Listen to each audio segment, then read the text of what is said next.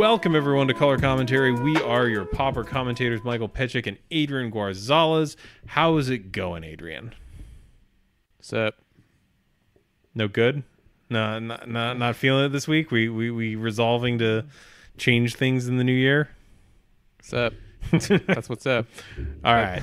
So as we mentioned in the pre-show, and we're going to mention here, this is our last episode for the year. We have the holidays coming up. We don't want to kind of rush out an episode that we don't feel comfortable with, and we got to spend time with our families. We're more than just those two talking voices that come out of your phone every week.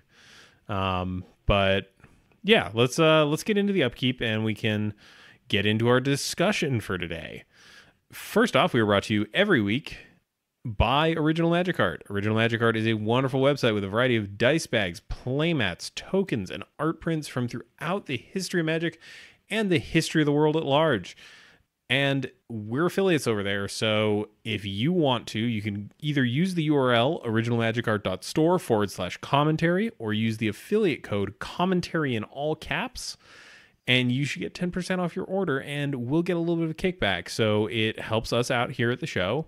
It helps you out because you're getting a much cheaper rate on your nice tokens. Maybe pick up some of those classic art tokens. I really appreciate those. I've been thinking about picking them up myself for my cube. But regardless, if you are into any of that or any of the myriad of officially licensed Magic playmats, they're constantly working with Magic artists to bring you iconic and memorable art from throughout Magic's history. So go check them out. They've got new product coming in frequently. And again, originalmagicart.store/commentary, or use the affiliate code commentary in all caps, both spelled as they are in the name of this podcast. You get 10% off your order. Adrian, what do you have for us? What's up? We've updated the Patreon. Just as little as $1 an episode. You can hear the full show, including the pre and post shows, as well as getting access to our Patreon exclusive Discord channel. Yeah, it's nice. And we are also brought to you in part by Hipsters of the Coast. They are a cool Magic content network, and they've got all sorts of stuff, not just for Pauper, but for all different formats. So definitely head over there, check it out. If you find something you like, let them know, and let them know that you found them because of this podcast. It definitely helps us out. All right, Adrian, you came to me at like 10 today. Don't you dare. Don't you dare. Last episode of the year. Let's be professionals. We've been doing this for a minute. All right. So this morning, 10 a.m., maybe, I get a text from you. So I think it's your job to lead this discussion. And what did you want to talk about today? I wanted to talk about Blue Black Delver. Yeah. So we've got what? Week and a half left in this year, and we kind of have a new archetype that we need to talk about. It's not wholly new, but why are we talking about this now? So Blue Black Delver recently got innovated to be blue black. So it used to be, we talked about it last episode kind of a little. Did we already talk about this? Should we not be talking about this? Anyway, No. We talked about it in the abstract. Passing. Anyway. Anyway, so it used to be a clunky mid-range deck that tried to outgrind you. It played Forbidden Alchemy, one of Mike's favorite cards, and it was more of a control-y mid-range deck. Recently got a makeover thanks to some of the fine folks who play this format as blue-black 1-drops, taking a leaf out of the blue-black Death Shadow decks in Modern and Legacy, trying to streamline the deck into basically, I'm going to say it, Mike.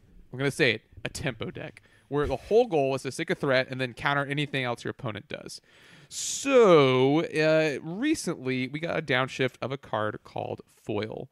And Foil lets you, it's essentially Force of Will, it's a counterspell that you can cast for free. And the one deck that really needed a free counterspell and does not care about the card disadvantage and wants to fill its graveyard, it turns out, was Blue Black Delver.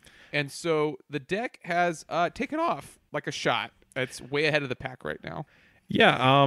So this past weekend there was a challenge event, and 13 out of the top 32 decks were all Blue Black Delver, and they were all kind of within 10 cards of one another. So this archetype is kind of taken off at this point. So I think the main thing about this deck is just the sheer number of free spells it gets to play. So I'm looking just at an example list. This was player Nasty in the challenge this last weekend. So free spells in this deck include 3 Gataxian Probe, 4 Daze, 3 Foil, 3 Snuff Out, 3 Gush. So between all of those, that's 16 free spells. It's nuts. Yeah, this just fills the graveyard so quickly. It's mostly air, right? Right, but it doesn't care because it just wants the cards, and it is sticking like very efficient threats that will beat you down. So it just doesn't matter. All right, so let's have a little bit of a discussion here. So obviously, foil is probably the culprit here for the sort of meteoric rise of this deck out of nowhere. Not out of nowhere. It was putting up results before, but it certainly was not, a little shy of half of the winning metagame in a challenge numbers. Certainly not. So I guess do you think it's just foil, or do you think that there are other metagame factors weighing in on this? I think it's just foil, to be honest with you, Mike. The deck was around certainly before. It's not like I said, it's not like blue-black 1-drops or whatever you want to call the deck didn't exist. So, yeah, I would say foil is really what has taken this deck to the next level. Much in the same way Augur of Bolas did for Blue-Red Delver back in the day. Yeah, and this deck also gets to play Augur of Bolas because it's got 31 spells in it. That is pretty much a cantripping 1/3 in this deck. Now there are some slight variations between this, but it's pretty much solidified as an archetype. There's minor tweaks here and there, an extra foil here, a shaved foil there, but I think. Do you think that this deck is here to stay? Because now one of the issues that the blue-black 1-drops deck had was the fact that it was so threat light and it had days, but it didn't have much else to protect itself. Do you think that this is here to stay now, or do you think this was a 1-week fluke where it's just like... I think the first time it came around, I certainly thought it was here to stay, but it folded when the opponent knew what you were doing and had removal. This counters the fact that they have removal, right? So I don't know. I think it's here to stay. I think we really need to start talking about, do we think they're going to ban anything out of the format in order to help adapt? Well, I think that's a serious discussion that we should have at some point, even if not right now. I think there's no better time than now. Let's generate some discussion while we're away for a week.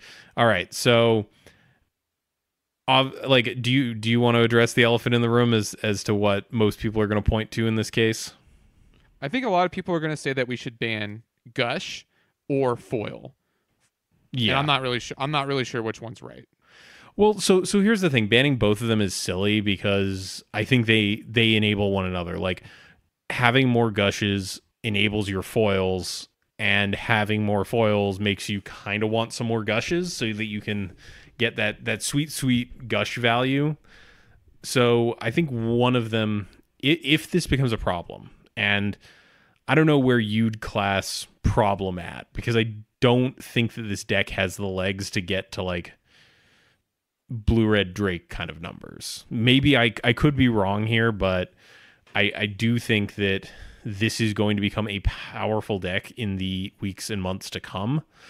And it is maybe time to have that discussion about has Gush overstayed its welcome in the format? Because without Gush, foil's not that great here. Yes, it fuels your Delvers or your Gromag Anglers, but outside of that, when you can't refill quite so easily, the card advantage feels a little bit more real in my mind. Yeah, I see what you're saying. I don't really know. I think foil is easier to ban because it's newer, but I think Gush has been problematic for a while. Yeah, I think, and here's the thing: with this discussion comes the fact of what effect does banning Gush have in the format? And I think the biggest casualty is going to be Tribe combo. I think so too, but I also like because I don't think it. So here's the thing: I actually don't think it will really affect the blue-red Delver deck or the blue-black Delver deck that much. Like, sure, it's going to lose some of its redundancy, but that deck has so many cantrips anyway. Gush is great for like pivotal turns where you're basically quote unquote going off, but Tribe actually needs the cards. So I agree with you. Yeah, because I think like Delver could easily slot in, I don't know, like an AK package or Think Twice or some other like sort of grindier card advantage. Obviously, there's nothing that replaces a free draw two, but I think both Delver decks will survive this, and I think the only other deck I can come up with off the top of my head that plays Gush is Kilnvane Blitz. Do you think that Blitz still has a place in the metagame if Gush goes? I think Blitz will retake the position it lost to Tribe because I think Tribe is currently the best Blitz style deck. Feel free to disagree with me. Which it's kind of funny. I might have to reassess that statement. I think Foil is better in Blitz than it is in Tribe. So I don't know. I think that it will recapture some of the metagame percentage that it lost to Tribe, and I do think people will still try and play it because that strategy is a little unique in Pauper. I do think it's all hard to say. Sorry, go ahead. I do think for what it's worth, I'd rather have Blitz just because Blitz doesn't have as many of those sort of like there's the whole thing where Tribe can unimpeded just kill you turn 2 sometimes. So I kind of prefer having Blitz in the metagame just because it is slightly more quote unquote fair, right? It can't go off that quickly, but when it does, it's turn 4 or so it could go off, and I think it's going to need some tweaking. Like without Gush, it does need something to fill in that spot, and I wouldn't be surprised to see either upping some of the free spells, the Phyrexian mana spells, or possibly including some number of Manamorphos just as a functionally free cycling cantrip. I don't know. I think that deck certainly doesn't just eat it after if a Gush ban were to happen. I agree. Now, one of the things this last challenge was actually taken down by Stompy, but I feel like Stompy is still kind of not back up to its former numbers. Do you think some of these decks that have sort of been seeing a downward swing will come back without the presence of sort of these very heavy blue decks that are just playing the best cards available to them? Sorry, I'm thinking. I do. I think that the blue decks are the best decks in the format, and I think that losing a card as powerful as Gush, they're bound to cede some amount of win percentage to some of the other decks. But like you've been saying, I don't think it would kill the decks outright, and I still think that they would be a lot better than some of the other decks out there. Yeah, I think in the great scheme of things, like Tribe dies as a result of this, just because it's missing out on a card that really lets it win out of nowhere when your opponent thinks you can't go off. So I think it losing Gush along with blue-black Delvers still being able to play foil for some added value makes this feel a lot worse. Like them being able to have that extra free counterspell, just not a fun time for anyone involved. So yeah, I think I banning foil feels weird to me just because I don't think it's the enabler. Right. I would agree with that. I think like at the end of the day, foil is like outside of a format with Gush, it's pretty brutal card disadvantage to make sure you can counter a spell. And yes, it does fuel Gurmag Angler, but I disagree firmly with like the assertion that it's a free ritual. Like, sure, kind of, but that's not why people are playing it right now. What do you mean it's a free ritual? Like it fuels your Gurmag Angler. It gets 3 cards into the bin. Yeah. Oh, okay. That went over my head. I see. Yeah, I don't think that's definitely cool. Yeah, and that's why I think like foil would still see play in this deck even if it didn't have access to Gush, because this deck cares slightly less about having to discard 2 cards than other blue decks. And I could even see like other Delver decks continuing to play some quantity of this of foil, but it certainly limits the amount that you can play and realistically hope to alternate cast. The other thing to remember is like foil does just have a mana cost on it. And you can just cast it for 4 mana straight up, just like Force of Will. yeah, 5, yeah. You know what I mean? Yeah, the forgotten mode. Exactly. Like there is just the mode of I don't have anything to do with this 4 mana. I'm just gonna leave up a foil, and you can deal with that. But I don't know. It's a weird position because I don't think the format is super unhealthy right now, but I do want to keep a close eye in the coming weeks on challenge results specifically, because we've talked about it time and time again. There is the obfuscation of quantities within the league results that we get reported. And I'm sure we'll keep seeing decks like this 5-0ing, but we won't know quite in what quantities. So I think looking at the challenge results, and if we start to see something sustained with this deck and even pushing up to higher numbers, I think that's the point where Wizards could come in and go, hey, this format's not healthy because this is starting to look a whole lot like what was Drake at when it got banned? It wasn't winning everything, but it was like representing close to like 50% of the winning metagame. Yeah, it was something like ridiculous. That. Yeah. It was just so oppressive that people kind of stopped playing other decks and got in on that. Well, the problem with that. So I think there's still a lot of room for discussion. Like, I think Gush is a very powerful card, but obviously the fact that we're having a discussion and I don't know. So we were sort of in the same mindset maybe with Drake. What am I trying to say here? I'm trying to say that I think Gush merits discussion, whereas Drake, anyone who was trying to have that discussion was kidding themselves. Yeah, like that was clearly it took about 2 weeks before everyone was like, "Oh, this is super unhealthy for the format." And I think part of it might just be the fact that Gush has been in the format so long that people have just sort of accepted it as part of the format. And there's a little bit of adversity just saying like, "Oh, well, the format hasn't completely fallen off the rails before because of Gush, and that means it's healthy." And I don't think that's true. I think that's patently false. But that's just me. Yeah, I agree. All right. So it's an ongoing discussion. We'll see what happens. I don't know if I'm personally in favor of a ban. If you're interested in purely just shaking up the format, sure, the ban makes sense. But it remains to be seen. Hopefully the format will adapt and no bans will be needed. That's actually what I prefer, and I think that's what a lot of people prefer. But we'll see.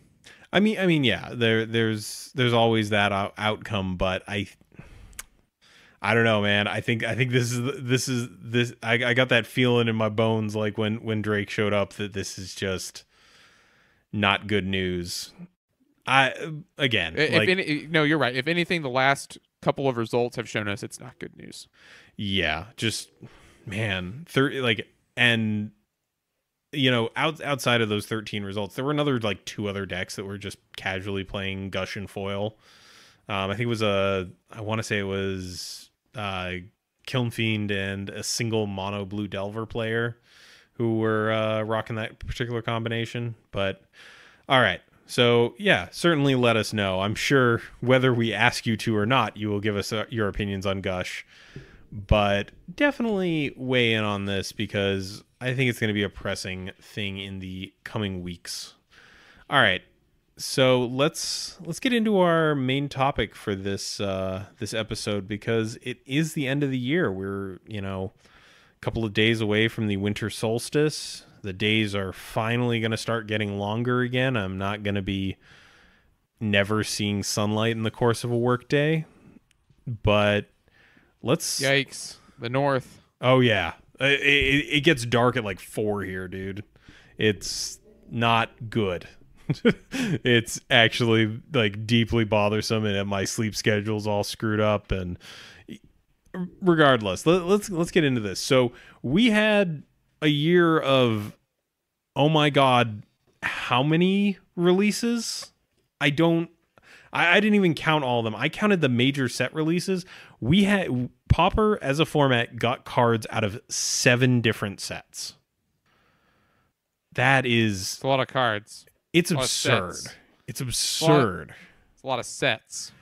And among that, 2 master sets, a supplementary set, 4 standard sets, and we have Ravnica Legions right around the corner. It's ridiculous. It feels like there is constantly stuff coming out. But so early in the year, we got Rivals of Ixalan, which I totally missed out on because I didn't even do the pre-release. I'm usually a pre-release type of guy. Didn't go to it. Who did not care for the limited format. And we didn't really get anything from this set, did we? I don't think so. I mean, like the closest we had was when we were brainstorming was Dusk Legion Zealot, which is played. It is played. Yeah, it's the for those who may have forgotten due to obviously the fact that this is not a widely played staple. It's a 2-mana 1/1 that has the text from Phyrexian Rager. When it enters the battlefield, lose a life, draw a card. And that card was fine. It wasn't revolutionary. Okay. It didn't sort of create any new archetypes, but I don't think anyone was really expecting it to. Right. Yeah. It just sort of slotted neatly into some decks that wanted to play black and for some reason didn't want to play Phyrexian Rager.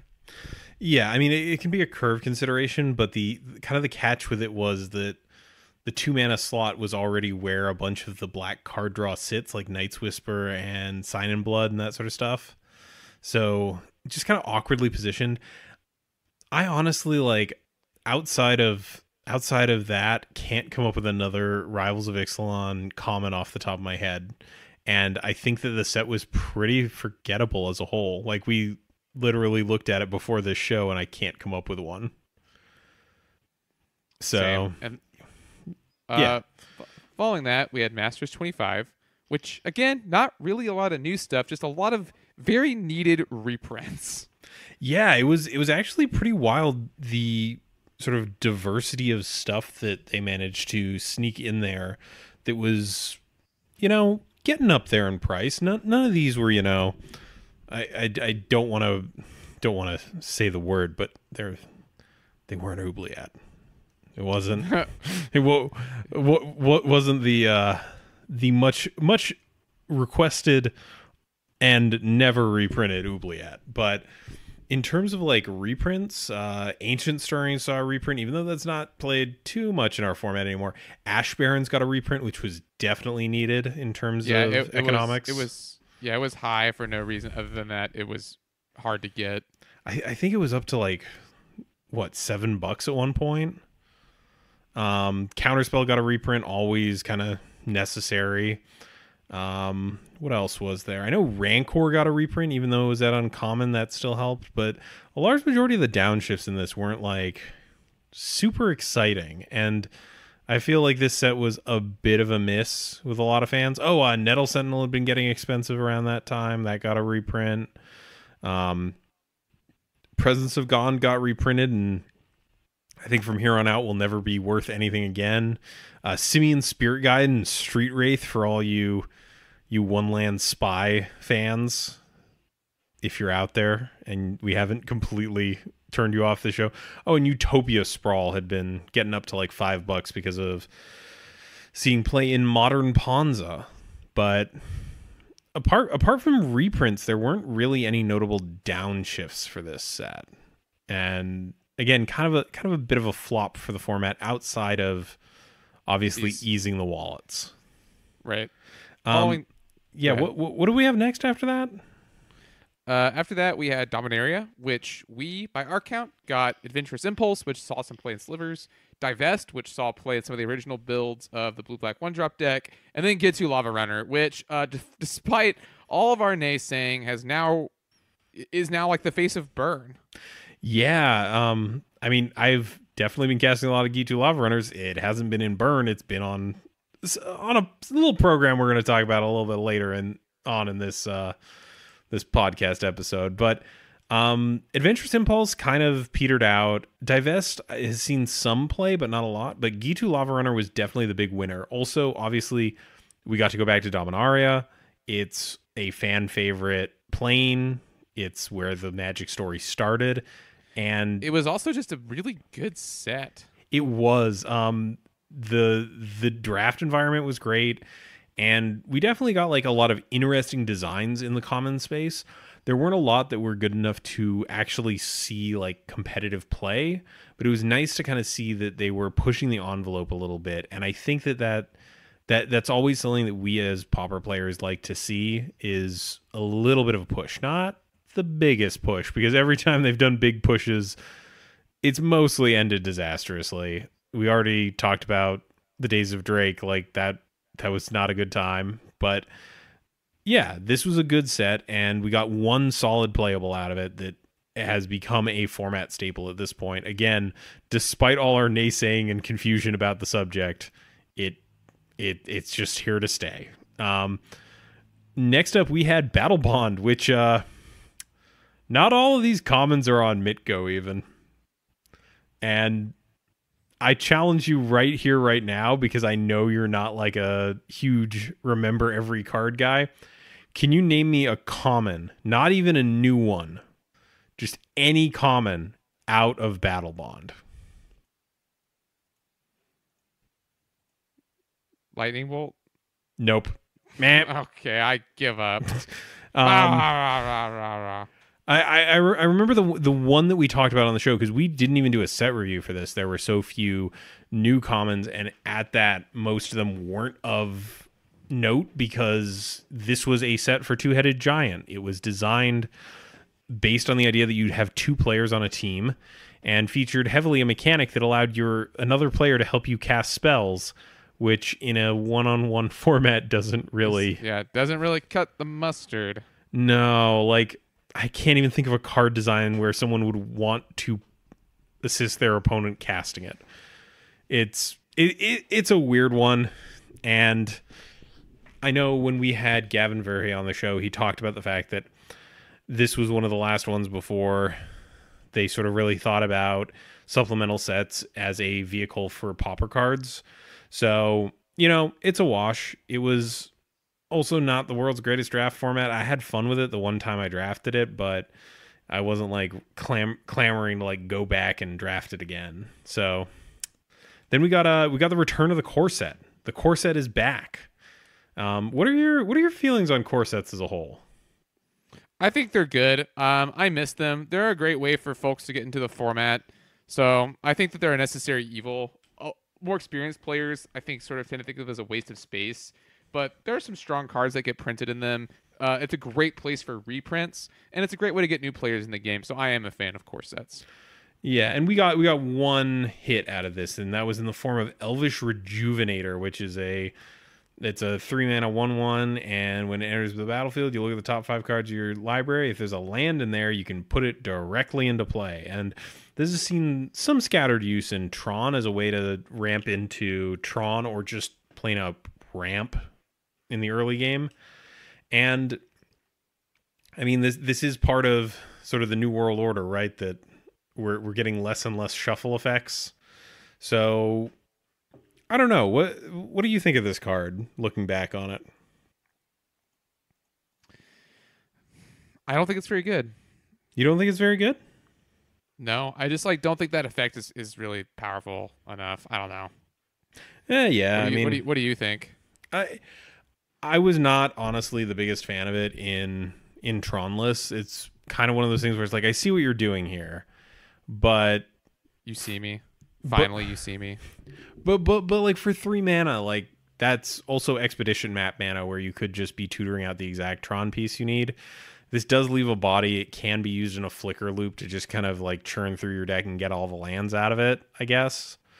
But not super exciting. I will say there's a very dope F&M foil of this. There is. Absolutely. With the new treatment. I'm actually a really big fan of those new F&M promo layouts. I think they look great. But yeah, that was Core Set 2019. It was not a hugely powerful set. The only other thing I can think of that I remember us having any sort of discussion about was Take Vengeance, the 1 and a white sorcery destroy target tapped creature, but that didn't play out. Yeah. So going into Guilds of Ravnica, we get 2 here. We have Devious Cover Up, which has seen play in some sort of awful teachings list. And then we have your favorite, Hypothesizzle. When is Jake making a Hypothesizzle deck video? I don't know. He'll get around to it, but I mean, we couldn't not talk about Hypothesizzle. I think there was actually a month straight where I did not go an episode without mentioning that card. But Guilds is neat. I'm glad that we're back on Ravnica. Maybe towards the end of the show, we might talk a little bit about the upcoming Ravnica set if we have some time. I'm excited. But yeah, I like Ravnica as a setting. I don't know about you, but I actually really like it. I've always been like a big fan of like living in cities, so like the idea of a plane that's a whole city is really cool, and the world is very fleshed out. It feels believable. But yeah, Devious Cover Up, the card that no one asked for besides teachings players, and I'm not even sure that some of them knew that they wanted it. But I feel comfortable in saying that this might be the most painful win condition I have ever seen in Pauper. Do you think that's fair? Yeah. Just sit there, counter everything, never lose to decking, mill your opponent out. But I mean, it's up there for the 100 card teachings crowd. Yeah, I mean, if nothing else, it does allow those decks to sort of streamline the efficiency of the odds of them seeing specific cards in their deck that they need to win. It does let them play a smaller deck while playing a virtual extra few cards. And with 2 Devious Cover-Ups, you can just loop them forever, and that is, in some way, a win condition. So that's where we are. This is a thing that people do now. It has not seen tremendous success repeatedly. It sort of showed up for a split second and then kind of vanished away, but worth bringing up. And Hypothesizzle, my favorite card out of Guilds of Ravnica, because it is a very sweet mechanical design. I don't even know, like, this card showed up a couple of times in like blue-red control decks. I don't even think this card is that good anymore, man. I just really, really love the design of this card. Why don't you read it for the folks at home? Oh God, you put me on the spotlight here, man. Of course I know what Hypothesizzle does. It's okay. I couldn't tell you either. Hypothesizzle is 3 blue red for an instant. Draw 2 cards, then you may discard a non-land card. When you do, Hypothesizzle deals 4 damage to target creature. So the neat thing about this is as I've mentioned, I'm not gonna drag Adrian down to my level. But the neat thing about this is it's draw 2, then you get a choice. When you make that choice, then the ability to deal the damage goes on the stack. So it makes your opponent kind of have to play in a very interesting way where they don't know if you're actually going to kill something with this, or because there's the chance that you whiff, you hit a pair of lands and you don't have a non-land in hand. There's the chance that you choose not to use that mode on it for another reason of some sort, but there's this very weird sort of interaction there, and I'm a big fan of it. I love the conditional, the templated like I don't even reflexive trigger. There we go. Thank you. I got there. Yeah, I'm glad to see this templating on a card. I'm a big fan of it. All right. It's a sweet card. It is. I'm glad you like it. Are you telling me to go into the next set? Yeah, sure. Round us out for this year. All right. Well, coming in the last second, our dark horse, Ultimate Masters, we got Fire Ice, which did not live up to the hype like I thought it would personally. I thought it was going to be a lot more ubiquitous. But then we have a surprise candidate in Foil, which was a very divisive card when it was first spoiled. And not but 20 minutes ago, we were discussing whether or not it should be banned. Yeah, so Fire Ice, I think, just kind of had the issue of, for example, Do you remember a card that is not Peregrine Drake out of Eternal Masters that sees play in Pauper? Is it not Augur Bolus? Wasn't that also? Nope, that was Modern Masters 2017. Damn. No, I don't remember any card then. Elvish Vanguard. Oh, Yeah. Okay, I remember that.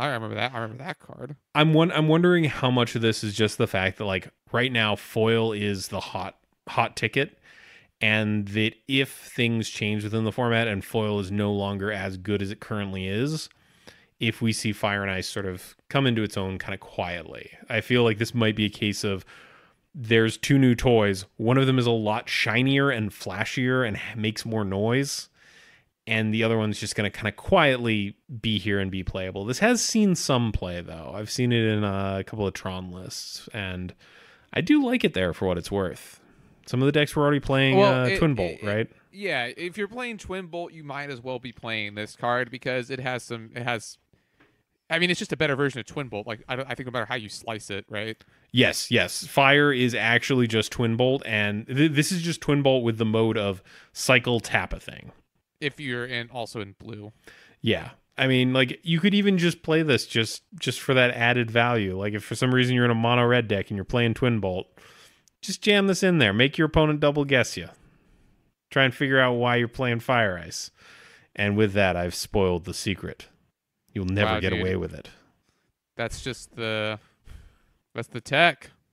It is. But yeah, Ultimate Masters kind of came out of nowhere. We kind of suddenly learned about it when the Hasbro toy store went down and people couldn't order Mythic Edition Guilds of Ravnica, and now all of a sudden people are seeing these sweet foils. But yeah, I'm interested to see where these two cards go.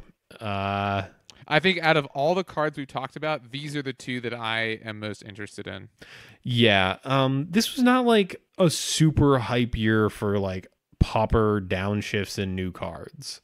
It had some very bright shining stars, but this was not like an all-time banner year or anything. Definitely more than I would have expected, but the first half of the year was a little rough in terms of actual things that we wanted to play. All right, so those are the sets for Pauper. Do we want to talk about the big thing that both of us have been actually sinking a bunch of time into, even though we talk mainly about Pauper? Yeah, let's talk about it. MTG Arena. So it's Mitgo but pretty and with less formats. And it's not bad. It's actually actually pretty fun. I was gonna say I would actually go with it's pretty good. Like I have not played Standard since the Artifact lands were legal in Standard. I have played Standard within the past month. Like that was my reintroduction to Standard. It's like I think the free to play model is pretty well balanced for them. I've been surprised by a lot of the design decisions they made. Like those free decks that they give you are pretty reasonable. Like they're not like the intro decks that stores have. It's like they actually give you pretty cool decks to play around with and, you know, grind out some wins. And they have run a couple of standard pauper events on there. So I guess what are your hopes and dreams for Magic Arena in the coming year? I would very much like to have some vanity type items because I like that. What do you think? Like the little planeswalker icons? Yeah, I want to earn avatars and I want foils and I want promos, but I guess I want them to add more formats. Sure. Yeah, it would be nice. I realistically, as someone who works in development, like understand that saying, hey, go back and code the other tens of thousands of cards isn't gonna work. It's not gonna be that easy. But I'm hoping that they at least go back a little bit. It would be nice because the client is legitimately really nice looking and it's very intuitive. Like if you've played Magic before, it just makes sense. Also, Wizards, get on that iOS and Android port ASAP. Like, you're going to just be rolling in money the moment people can play this on the go. I don't know. It's... Yeah, a mobile port is going to be a really big deal. That and a Mac port. I know they've been talking about it. And I'm shocked that there is no native Mac running. But sorry, go ahead. Oh yeah. Like I'm shocked but they have said that they plan to do it. It's built in Unity. They should be able to port it. It's a question of, when. It is still technically a beta, right? But it's I don't want to disparage the people who work very hard on Magic the Gathering Online, but this beta kind of works better than the old product does. And sure, there's a lot of other stuff that goes into that, like working with legacy code and that sort of stuff, but like Magic Arena is cool. They've also announced just recently the Mythic championships, which are replacing Pro Tours. You can now qualify for the new version of the Pro Tour by playing Arena, which is pretty neat. I don't know. I'm very excited for Magic in 2019. It looks like they've got a bunch of really cool stuff planned for us. All right, let's also talk a little bit about some notable decks that entered the format. We obviously ranted at length about Blue-Black Delver, kind of coming back into its own. And actually, the one thing that I've forgotten about? What? Do you remember the first time that Blue-Black Delver was really a thing when we were playing? I mean, I feel like it was in the format already when I started. No. Like right around like Fate Reforged when Gurmag Angler got printed, yeah. Yeah, it's interesting because that was a deck that wound up having a card banned out of it, and now there's already there's already talk about other stuff getting banned out of Blue-Black Delver. So the real secret here is Blue-Black is just too good of a color combination. We need to ban Dimir Aqueduct and Dismal Backwater. Wait, done. Who said that? Who said that? Me. I'm going for the biggest reach of all time. Mr. Fantastic stretchy arm reach. That kind of reach. It's quite a reach. It is. But yeah, Blue-Black Delver, it looks like it's here to stay. It's putting up numbers. I'm curious to see where this leads. What other decks do we see either come back or enter the Coliseum, if you will? The arena. I was gonna say it, but then I felt weird about it, man. Familiars has come back thanks in large part to the efforts of 420 Dragon, who might be the only person with significant success with the deck. But you keep doing you. Shine on, you crazy diamond. Oh yeah, definitely. There are a few other people who've had success with it, but definitely the person out there keeping the torch lit for this deck. And since I'll go ahead and take the next one, so we kind of glossed over that. The next one is Boros Bully, which is the latest in the Boros lists, eschewing the Monarch for a more, or the artifacts, I should say, for a more aggro-oriented plan. So the latest in the iteration of the Boros decks. I personally think the Monarch version is a little better. I think that the new version, while is powerful with Faithless Looting, I think you just can't beat having Monarch. So I'm curious to see what a hybrid might look like. Yeah, and it's interesting because the white-red decks have been constantly evolving since they sort of took their place within the metagame. So it will be interesting to see how it evolves. I guess they do play with Pal Sentinels. Well, I guess Deluxe specifically doesn't, but other people do. Yeah, it's interesting because like there are other archetypes that are like very clearly defined. Like Blue Delver is different than Blue-Black Delver. That's different than Blue-Red Delver. And we literally just did an episode on this. But then like Boros is kind of this amorphous blob that it's like, well, do you play more artifacts or do you play more tokens? Or do you play a mix of the two? Do you play Monarch? Do you play no Monarch? It's this weird, like, I'm picturing like a big old grid, like a D&D alignment chart of different variants. But it's always interesting to see where that color pair is going, since it kind of has its roots in this very specific sort of card advantage, and seeing how people play around with that and adapt it. Yeah. And then last up on our list of decks, Mono White Heroic. We actually had to go and fact check this one because we weren't sure how time worked. and when this actually happened. Mono White Heroic showed up right at the start of this year. And it's been putting up the occasional result, enough to keep it sort of showing up from time to time and reminding me that it exists, but just kind of quietly doing its thing. Ever since black kind of got pushed a little bit out of the format as the premium removal color, this deck has been doing way better. I don't know what else there's to say about Mono White Heroic. It's a heroic deck. Like, you put stuff on a dude and turn it sideways. I mean, that's about it. Yeah, that's about the long and the short of it, to be quite honest with you. All right. So we definitely have the time here. Do you want to get into some early previews of Ravnica Allegiance? Sure. All right. I don't know if you've been keeping up with these, but I'm going to hit you with the first one, which I'm almost definite you've seen. Growth Spiral. And these are all actually previewed. They've come from Wizards, so these are legit. Growth Spiral is one of the it's the FNM, one of the FNM promos. It's got that beautiful treatment I mentioned earlier. Go check it out. It is a green and a blue for an instant. Draw a card. You may put a land card from your hand onto the battlefield. What do you got for me, Adrian? How do you feel about this? It's explore at instant speed. I think it's okay. I don't think it's going to be. I don't think a Simic ramp deck suddenly got better or suddenly appeared. I think it's fine. Putting it onto your hand, putting it into your hand. You know what I'm trying to say. Putting it onto the battlefield is different from playing an additional land, so that's kind of interesting. Explore is a good card. It's not really. I don't see a reason why being instant but also being blue would make this card suddenly get played. Does that make sense?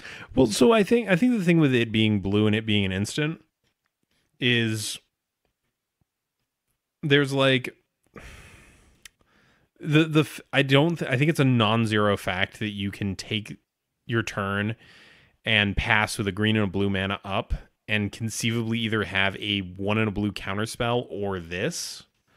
Like, sure, I like the flexibility. I just don't see what doing this really gets you, I guess. It is. Like it's cantrips and it lets you play cantrips and it ramps. But what deck wants? I guess maybe you could play like a 1 of Intron or something. I'm really not sure. I actually am not a big fan of this Intron just because it is a 2 CMC 2 color spell. Well, my follow-up question is, what is the blue-green deck you're playing this in?